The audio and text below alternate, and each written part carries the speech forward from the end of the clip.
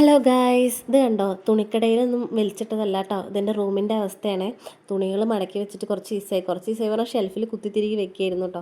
അപ്പോൾ ഇന്ന് അതെല്ലാം എടുത്തിട്ടൊന്ന് മടക്കി വെക്കാൻ വിചാരിച്ചു കേട്ടോ.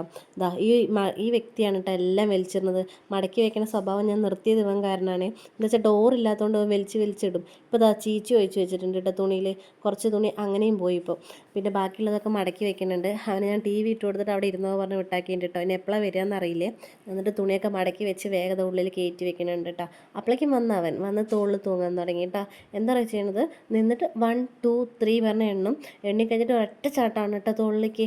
ഒരു പേടി പറഞ്ഞതില്ല കേട്ടോ. ചെക്കൻ കുട്ടികൾ ഇങ്ങനെയാണല്ലേ, എനിക്കിപ്പോഴാണ് അത് അറിയാൻ തുടങ്ങിയത്. അവർ രണ്ടൊരു പെൺകുട്ടികളല്ലേ, അവരെ കൊണ്ട് ഒരു ശല്യം ഉണ്ടായിരുന്നില്ല. അതിന് വെച്ചവൻ എന്നെ എത്രത്തോളം ശല്യം ചെയ്യാൻ പറ്റും അത്രത്തോളം ചെയ്യുന്നുണ്ട് കേട്ടോ.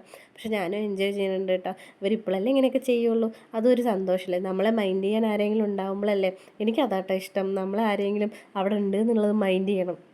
നമ്മളെ കാണാതെ പോകുന്നത്, കുട്ടികൾ വലുതായി കഴിഞ്ഞാൽ പിന്നെ അവർ നമ്മുടെ അടുത്ത് ഇങ്ങനെ എത്രത്തോളം വരില്ലല്ലോ. അപ്പോൾ അത് വെച്ച് നോക്കുമ്പോൾ ഞാൻ ഭയങ്കര ഹാപ്പിയാണ്. പിന്നെ അതാ തുണിയൊക്കെ മടക്കി എടുത്ത് വെക്കുന്നുണ്ട് കേട്ടോ. പിന്നെ ഇവൻ്റെ വേറൊരു സ്വഭാവം ഉണ്ട്, അത് നിങ്ങൾ വഴിയേ കണ്ടോളൂ കേട്ടോ. ഞാനപ്പോൾ ഇതൊക്കെ മടക്കി വെച്ച് കഴിഞ്ഞപ്പോൾ വേഗം അടിച്ചു കോരി വൃത്തിയാക്കുകയാണ് കേട്ടോ. കുറച്ച് പൊടിയൊക്കെ ആയിട്ടുണ്ട്. അപ്പോൾ അതിൻ്റെ ഇടയിൽ എന്താ കുഞ്ഞൂസിൻ്റെ സ്വഭാവം കണ്ടില്ലേ, ഇതാണ് ഇവൻ്റെ പരിപാടി. ഇവൻ്റെ കയ്യിൽ അടുത്ത് എത്തണവിടെയൊക്കെ അവൻ പിടിച്ച് വലിച്ച് വാരിയിടും കേട്ടോ.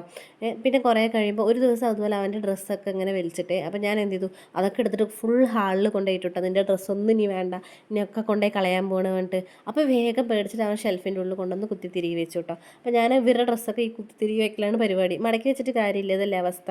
പിന്നെ ഇന്ന് എന്തായാലും എൻ്റെ മടക്കി വെക്കല്ലേ പറഞ്ഞപ്പോൾ അവർ അമ്മ മടക്കി വെച്ചതാ പറഞ്ഞപ്പോൾ അവരുടെയും വെച്ച് കൊടുത്തു കേട്ടോ.